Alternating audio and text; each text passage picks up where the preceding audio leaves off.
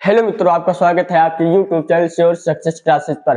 देखिए, मैंने आगे एक पाठ कराए हैं, ठीक है। अब एक चैप्टर था बच्चों की डिमांड की रासायनिक बलगतिकी। देखिए, ये क्वेश्चन बोर्ड के 12th बोर्ड के एग्जाम से बहुत ही ज्यादा इंपॉर्टेंट है, क्योंकि अब एग्जाम तो भाई नजदीक है, क्योंकि 24 फरवरी से बोर्ड का पेपर है। इसलिए हम यहाँ पर देखेंगे रासायनिक बलगतिकी। भाई ये है क्या, इस चैप्टर से शून्य कोटि की अपक्रिया, प्रथम कोटि की अपक्रिया, द्वितीय कोटि की अपक्रिया, ऐसे करके अर्हेनियस समीकरण है। ये इतने इंपॉर्टेंट टॉपिक है बोर्ड के लिए कि मैं बता नहीं सकता, इसलिए ये जरूर से जरूर पूछे जाएंगे। इसलिए ये चैप्टर में ले रहा हूँ, सबसे धमाकेदार चैप्टर है क्लास 12 के इनऑर्गेनिक केमिस्ट्री का। क्या नाम है? रासायनिक बलगतिकी। चलिए आइए इसको डिटेल में देखते हैं आखिर में ये है क्या, ठीक है। तो चलिए पहली बात हम करते हैं रासायनिक उष्मागतिकी। हमने उष्मा शुरू से लेते हैं एकदम। आपने उष्मा के बारे में क्लास 11 में पढ़ा होगा, उसमें के नियम ये सब आप पढ़े होंगे, ठीक है। तो उष्मागतिकी, जो उष्मागतिकी होती है वो केवल अपक्रिया की संभाव्यता बताती है, जबकि ये रासायनिक बलगतिकी जो होती है ये अपक्रिया की गति बताती है, ठीक है। चलिए लिख देते हैं उष्मागतिकी। उष्मागतिकी उष्मागतिकी केवल अभिक्रिया की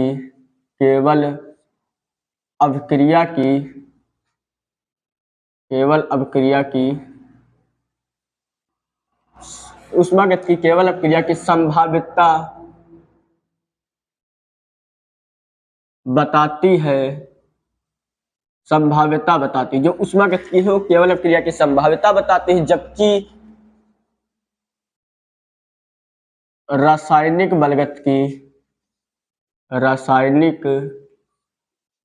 बलगतिकी अपक्रिया की गति बताती है। ये क्या बता रहे हैं भी आपको समझ में आएगा, ठीक है। जबकि रासायनिक बलगतिकी अपक्रिया की गति बताती है, मतलब ऐसा बता रही कि कौन सी रिएक्शन कितने स्पीड में हो रही है, ठीक है।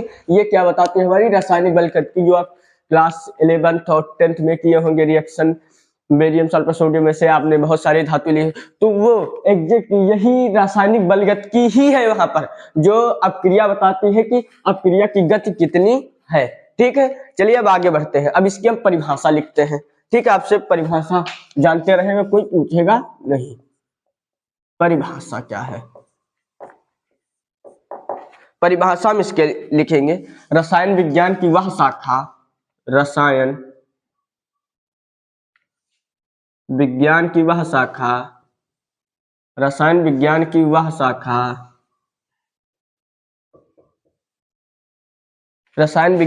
शाखा जिसके अंतर्गत रासायनिक अपक्रिया की वेग का अध्ययन करे। रसायन विज्ञान की वह शाखा जिसके अंतर्गत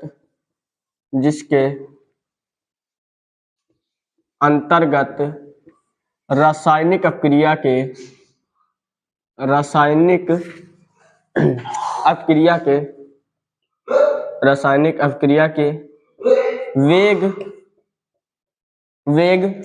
अपक्रिया के वेग का अध्ययन करे, बोल सकते हो, ठीक है।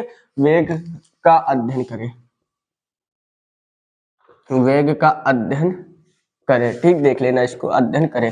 वो क्या परिभाषा हमारी है कि रसायन विज्ञान की वह शाखा जिसके अंतर्गत हम क्या करते हैं? रासायनिक अपक्रिया की वेग की अपक्रिया कितनी तेज में हो रही है, इसका हम डिटेल में अध्ययन करते हैं, ठीक है। आगे चलिए, इसमें जो है एक टॉपिक और है कि इसमें मापनीय जो क्रिया मापने वेग है उसी अपक्रिया का अध्ययन करते हैं, ठीक है। इसमें मापनीय वेग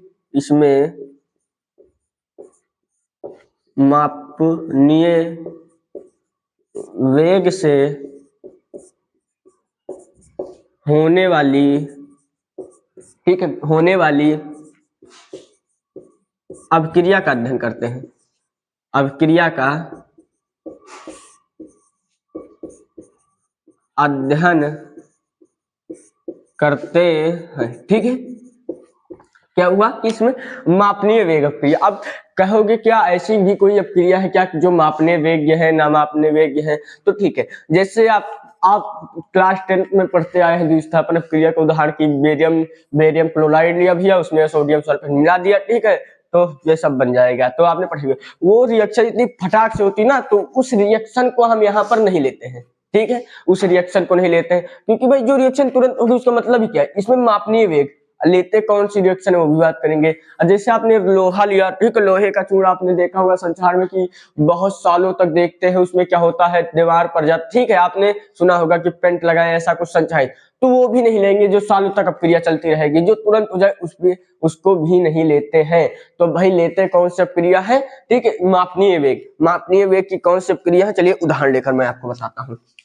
एग्जाम्पल जैसे एग्जाम्पल में मैंने लिया वही अपना पुराना एग्जाम्पल भाई, N2 नाइट्रोजन प्लस में, और यहाँ पर मैंने क्या लिया 3H2, H2 पे 2 मूल्य उत्क्रमणीय अपक्रिया होती है, तो क्या बनेगा भैया, यहाँ पर होगा 2NH3, 2NH3।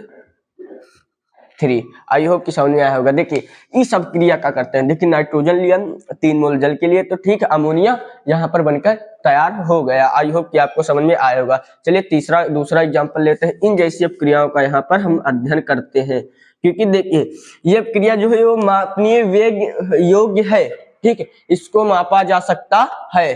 तो चलिए लेते हैं CH3, एक और एग्जांपल लेते हैं CH3 CH2OH, ठीक है, इतना लेंगे हम, तो इसमें अपक्रिया कराएंगे भाई, क्या बनेगा, तो CH3 किससे अपक्रिया करानी है, चलिए ठीक देखते हैं, CH3 CH2 CH3 CH2 COO, ठीक है, डबल O CH3 और प्लस में क्या बन जाएगा H2O।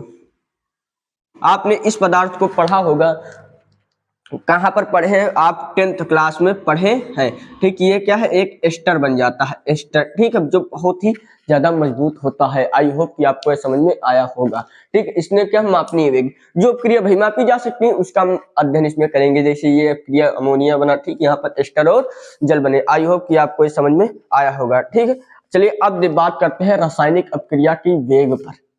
आई होप कि आप इसका स्क्रीनशॉट ले सकते हैं।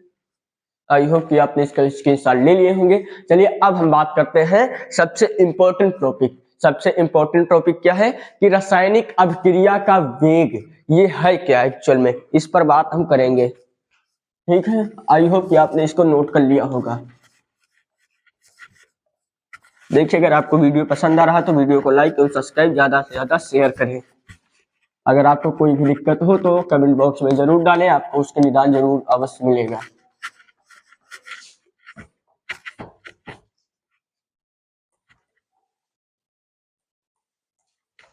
चलिए इसके बाद टॉपिक है रासायनिक अपक्रिया का वेग।